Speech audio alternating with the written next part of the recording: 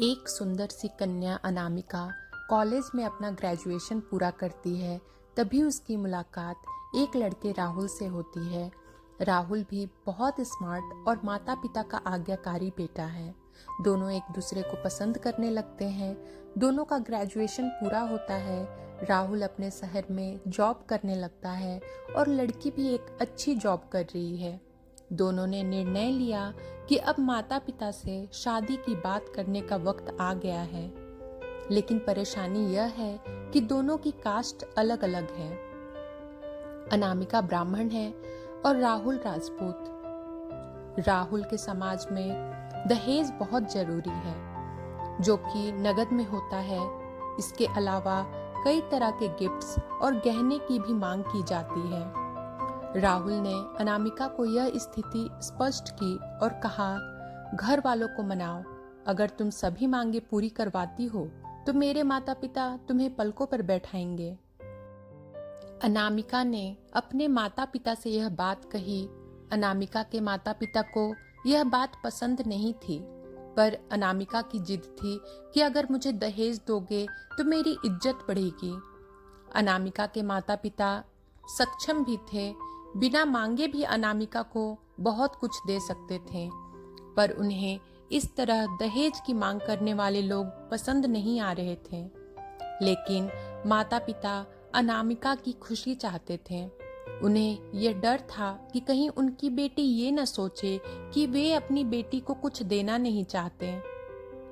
इसलिए उन्होंने सभी शर्तें मानी। शादी में राहुल को कार, फ्लैट, फर्नीचर के साथ 50 लाख नगद दिए गए। साथ ही अनामिका को गहने भी दिए गए और सभी रिश्तेदारों को गिफ्ट्स और कपड़े भी दिए। शादी बहुत धूमधाम से की गई, कोई कमी नहीं छोड़ी गई।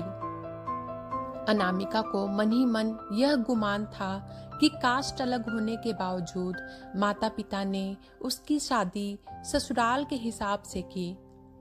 अनामिका को विश्वास था कि उसे बेटी बना कर रखा जाएगा। उसे वही प्यार दिया जाएगा जो उसके माता पिता ने दिया, क्योंकि उसने अपने ससुराल का मान रखा है। अनामिका ने अपने घर से ससुराल विदा ली। ब्राह्मण कन्या राजपूत घर की बहू बनी। ससुराल में बहुत ज्यादा पर्दा प्रथा थी। बहू को मनचाहा खाने तक की स्वतंत्रता नहीं थी।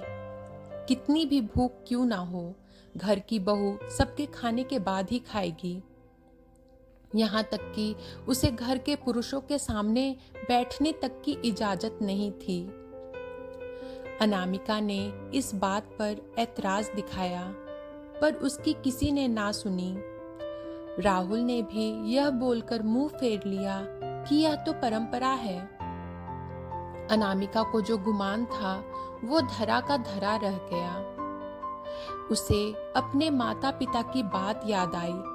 जब उन्होंने समझाया था तो वह उनसे बहुत लड़ी थी। उसने ससुराल में बात करने का फैसला किया। अनामिका ने अपने सास ससुर और पति से बात की, लेकिन उन्होंने नहीं सुनी और उसे बहुत बेरहमी से पीटा गया। अनामिका ने कभी ऐसा व्यवहार नहीं देखा था। उसे जिस लाए हुए दहेज पर घमंड था वह चूर चूर हो गया था। अनामिका को माता पिता से बात करने में भी शर्म महसूस हो रही थी और इसी कश्मकश में एक दिन अनामिका ने अपने आप को खत्म कर दिया। माता पिता को जब यह बात पता चली तो उन्हें अपनी गलती का एहसास हुआ कि वक्त रहते अगर समझ गए होते तो बेटी साथ होती। जो लोग दहेज पर बेटे की शादी करते हैं उनकी सोच हर तरह से छोटी होती है। जो बेटे को नीलाम कर सकते हैं वो किसी और की बेटी को कैसे अपनी बेटी बना सकते थे। दहेज कभी खुशियों की चाबी नहीं बन सकता। यह बात सभी को समझनी होगी। इस दहेज प्रथा की कहानी में आपने सुना कि माता पिता ही नहीं, लड़की की सोच भी दहेज को सपोर्ट कर रही थी। कई बार लड़कियों को दहेज का गुमान हो जाता है, पर जो लोग लोभी होते हैं वो कभी अच्छे नहीं हो सकते। यह बात सबको समझने की जरूरत है। कहानियाँ जीवन में बहुत मायने रखती हैं। कई बार बड़ी से बड़ी डिग्री भी ज्ञान नहीं देती और एक छोटी सी कहानी जीवन बदल देती है। शिक्षाप्रद कहानी को आधार बनाकर अपने बच्चों को जीवन का सच्चा ज्ञान दें।